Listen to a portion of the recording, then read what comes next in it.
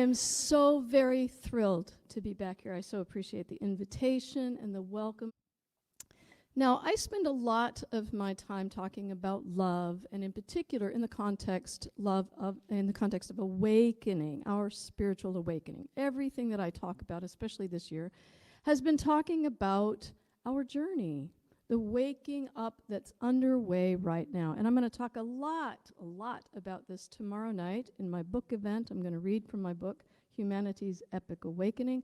I'm going to share so many of my really rich metaphysical experiences and some behind-the-scenes stories to really illuminate what our journey has been,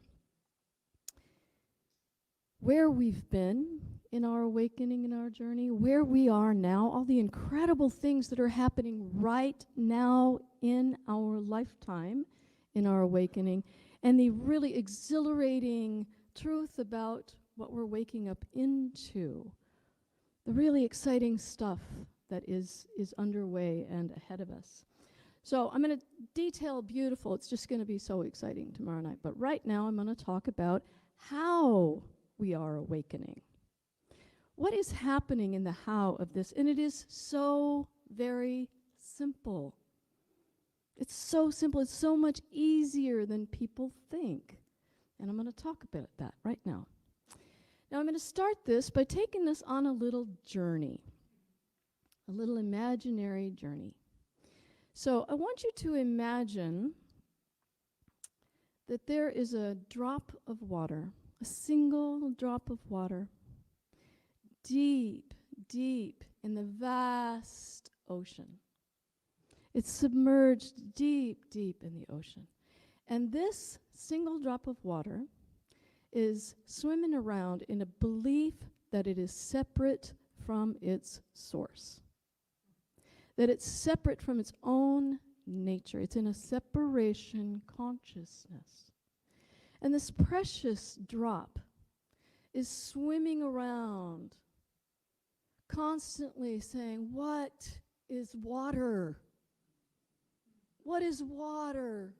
Oh, I so badly want to be connected and feel water."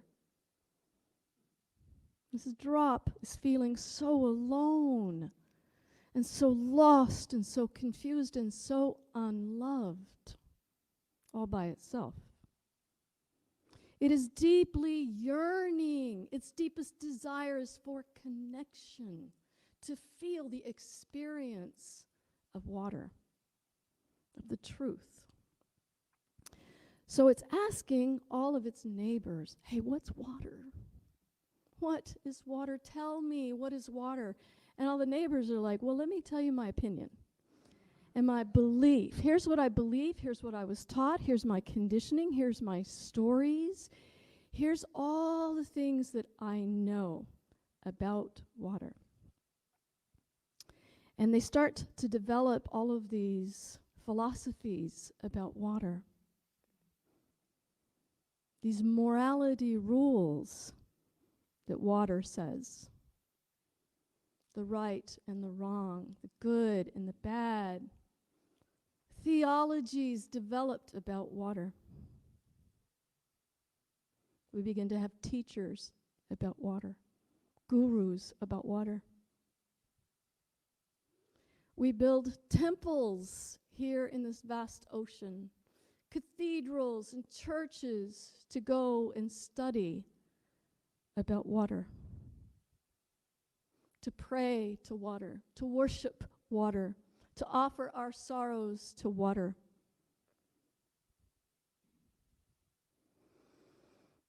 To feel connected to water. In this separation consciousness, this idea of achieving our way into understanding or truth bleeds into society. It starts being a part of all the structures of our world, this separation ideology. Good and bad and evil, the conquering of all the bad that is not water.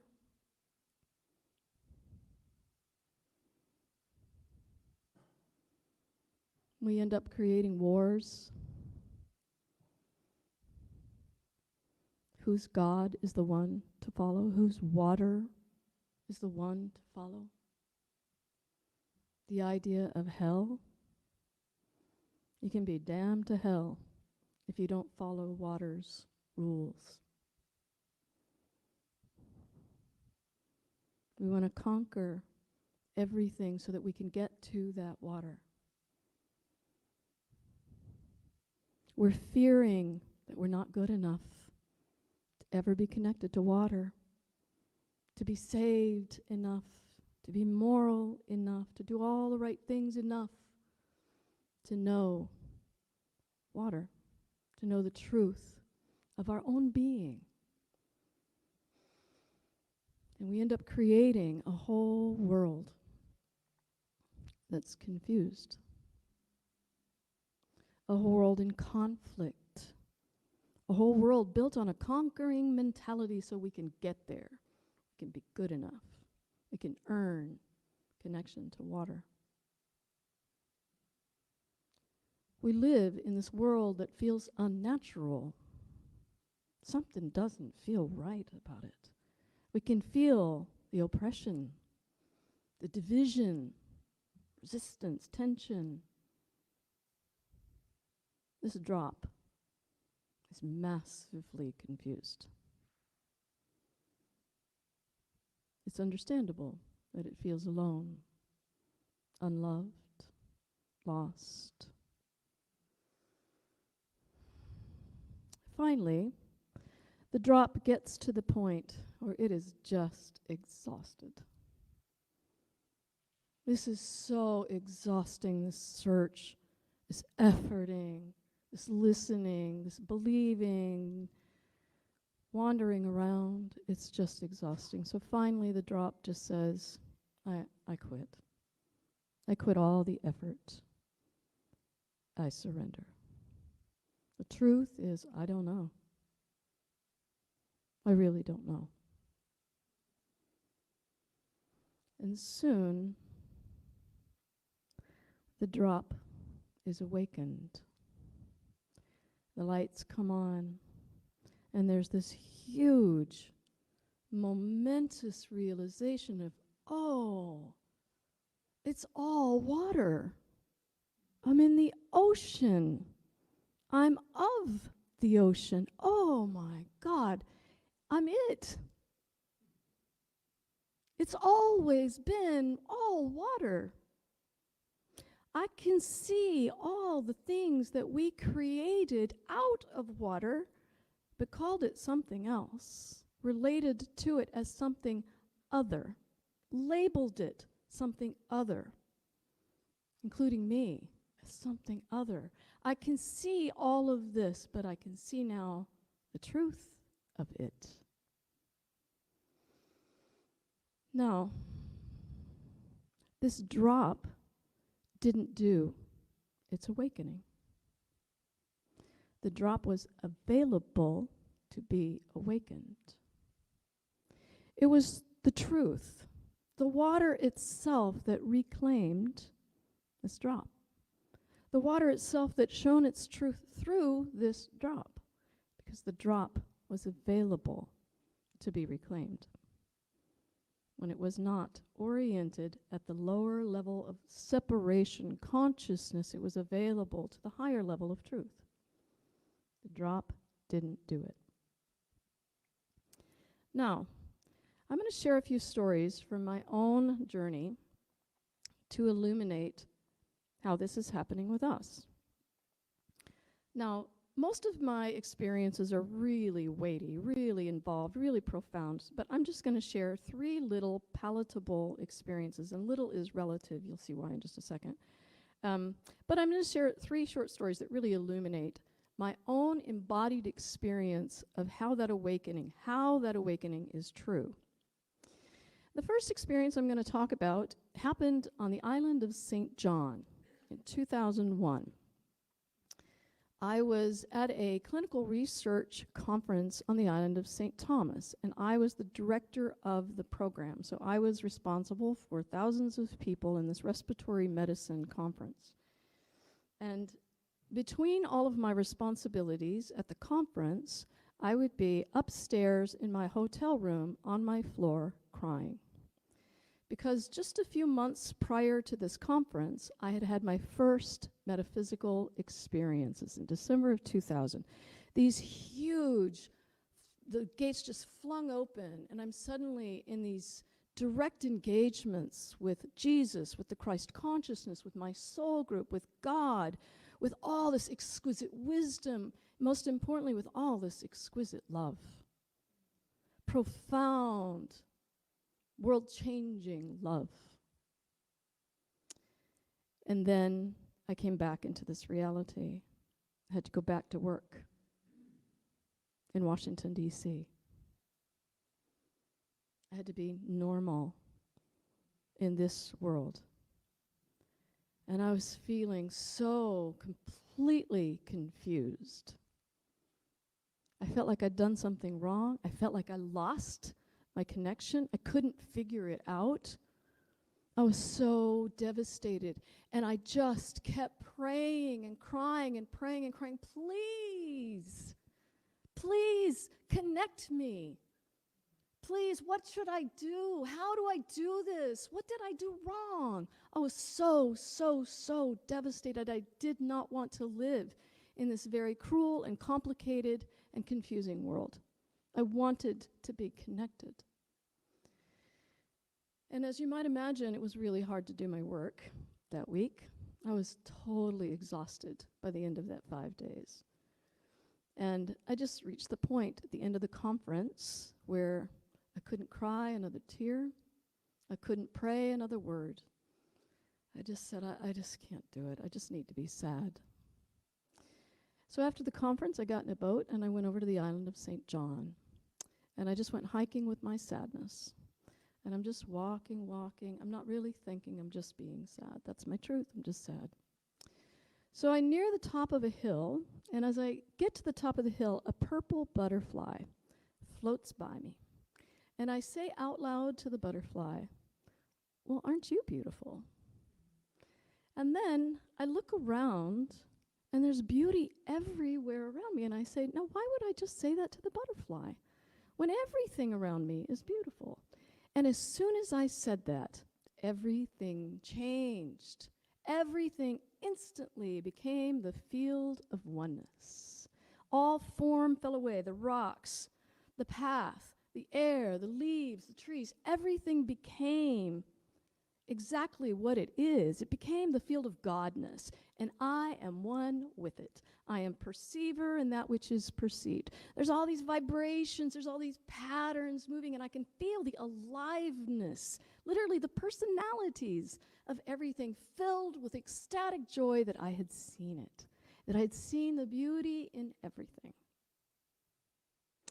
And then, gradually, everything begins to pixelate back into the perception of form and space and colors and all this sort of stuff. Reality was back, but I had had my hit. Now, I didn't do that. I was not the one who went to oneness. I was available to it. I was available for that level of consciousness, that truth consciousness, that Christ perspective, to align me to it. I didn't do it. Now, a few years later, I'm on tour somewhere. I have no recollection of where I was, but I was getting ready for bed one night, and I had on a pink top. So I take my blouse off, and I lay it over the back of a chair, getting ready for bed. I turn around, I walk across the room, and something makes me turn back around. And as I turn back around, the whole room becomes oneness. All form disappears. Once again, here we are. We're in this beautiful field of God, and I'm one with it. All the vibrating patterns, all this exquisite movement, it's just the vibrating, ecstatic field. And I'm one with it. I'm perceiver and that which is perceived. But this time in the experience, I'm watching through my left eye. I'm watching all of the patterns that are here that I'm perceiving. I'm watching it like data streams, entering in through my left eye into my field, into me. And it's traveling at extraordinary speed through my energetic makeup, through the scaffolding, all the patterns of me, my nervous system, my energy field. And it's going, boop, boop, boop, boop, boop, boop, boop. It's like all this stuff. I'm watching every bit of it. And I can tell, as this is happening, with every twist and turn, every intersection, it's a translation that's happening. Me as perceiver translating what I'm viewing. And as this translation is happening, I'm watching with every twist and turn the slow coalescing of all these patterns to gradually come into form. So I begin to see shapes and colors. I begin to experience dimensions. So eventually I can see a pink blouse on a chair over there. All of that was created through the interaction of the patterns that I am and what I was perceiving. The substance of the I that was perceiving, my energy field, was structured.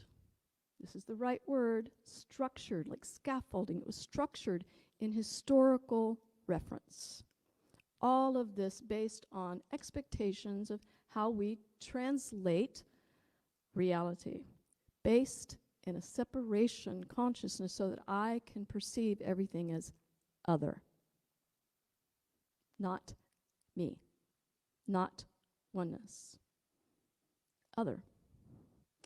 The structure that I held literally defined, it created my reality.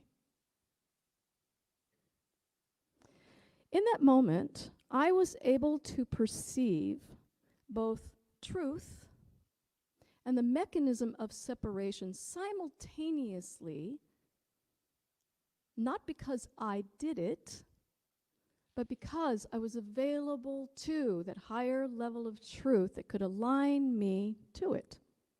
I was available to that perspective of truth. I was available to the higher consciousness. I didn't do it.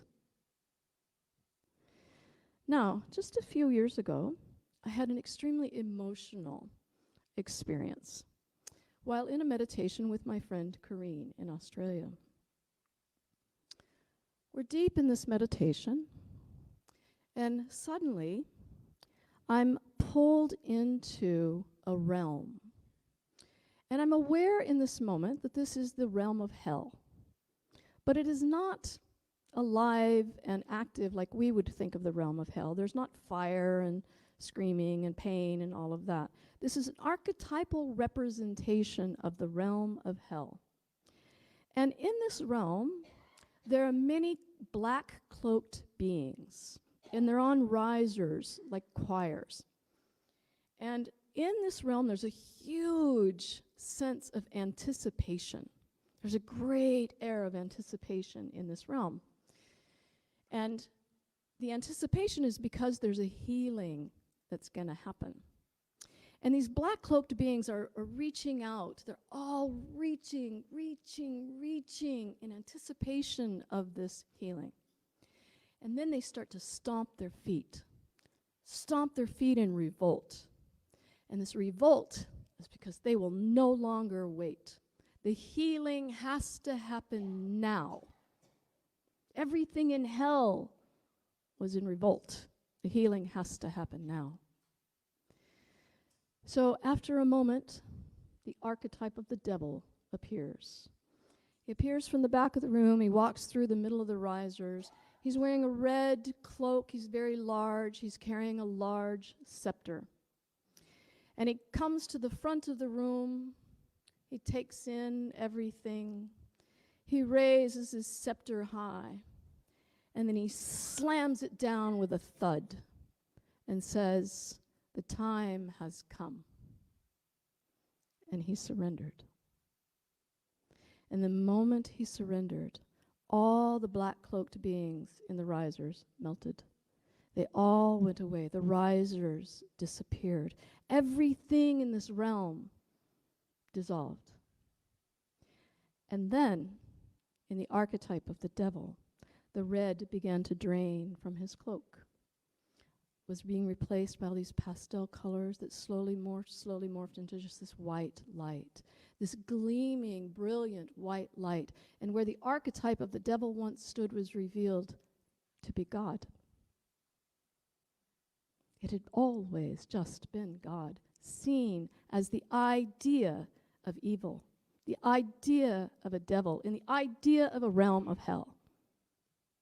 The belief that there was such a thing. It was not God. When the idea of the devil was gone, it was revealed that it's always just been God. When the idea of the realm of hell was gone, it was revealed it's all just God. I didn't do anything in that experience. I didn't work my way into that experience. I didn't effort my way into that experience. I was available to it. I was available to the truth that could help me see, could align me to it so I could see all that's underway, all that happens when we wake up. I didn't do it. Now, in our world, in our separation consciousness, the world we created in the ocean, believing that we're not of the ocean, we're not of water. Fear is the thing that orients us in denial of God. When you think about the nature of fear, nature doesn't unite. Nature doesn't know how to unite. Fear is afraid. So it orients us as long as we're rooted in an orientation. The way we're focused is on that very low, dense energy of fear. We're in denial of what's true. We're in a separation consciousness. We're available to the idea of fear. We're available to that level of consciousness. And being available to that creates perception of a world that is separate from God. We perceive ourselves to be a little self here on our own. Just like that drop. But right now, the process that's underway right now in humanity is that we're waking up into the realization that it's always been God. Every single thing is of God. This of God, me of God. Everything God in this way. God's already here, always been here, beyond what we have translated of God. And that truth, hear this, that truth is the thing that is aligning us to it, for that to be illuminated when we're available. That truth is the thing claiming, reclaiming everything. It is the Christ consciousness, the truth, the knowing truth, that is waking us up. We're not doing it. How we are awakening is by surrendering the idea of the little self that's doing it. We're allowing God, allowing the Christ consciousness to reveal itself, to realize itself. This is how every single one of my experiences for 23 years have happened. I didn't do any of them. I was available to be shown. Now, while the realization is happening through allowance, allowance goes against the nature of fear. The one thing that fear can't do is trust. It knows how to mistrust. So as long as we're oriented in fear, we're going to mistrust.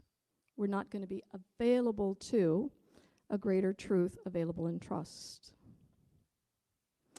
When we surrender our focus on fear, when we surrender our focus through fear, through the lens of fear, we change our orientation.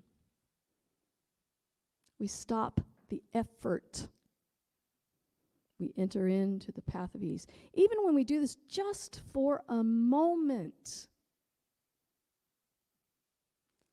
we open up for just a moment to a shift in our energetic structure, the scaffolding of our being.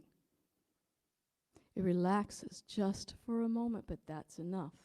That's enough to allow some movement, some opening. And the longer that we allow, the more opening, the more relaxing, the more releasing, the more shaping, the more transforming can happen within us, this vessel of perception.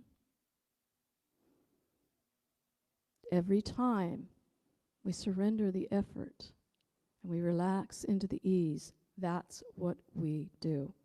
We create availability through changing our energetic scaffolding of our being. As we do that, our perception changes. We begin to be able to perceive through the eyes of God, just as happens with me. I get to perceive the truth through a higher consciousness.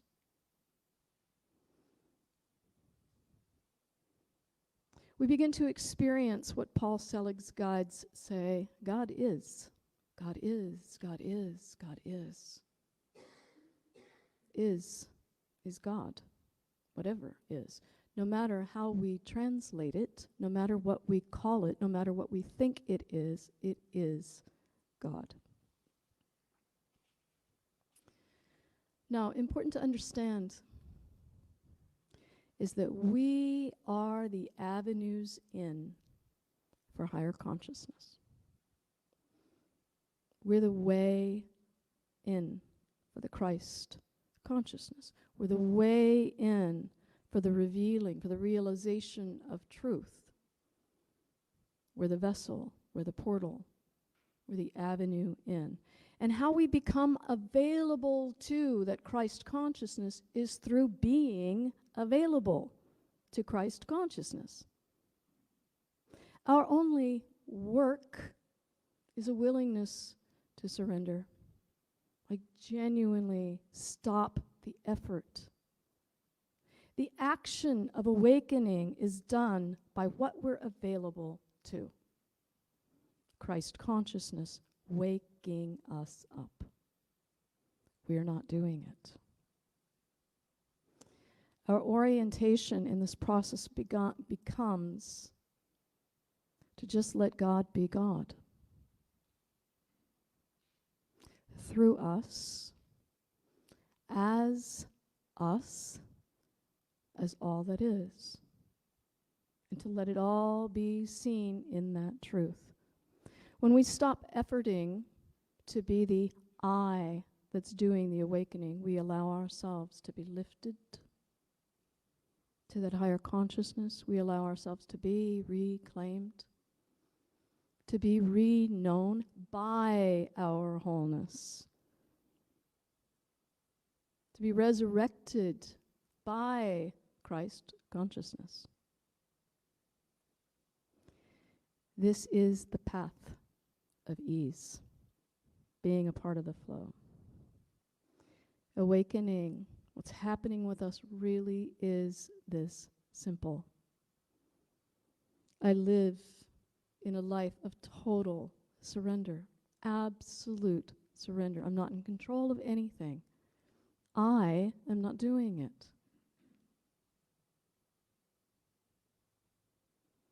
I'm allowing it to happen through me.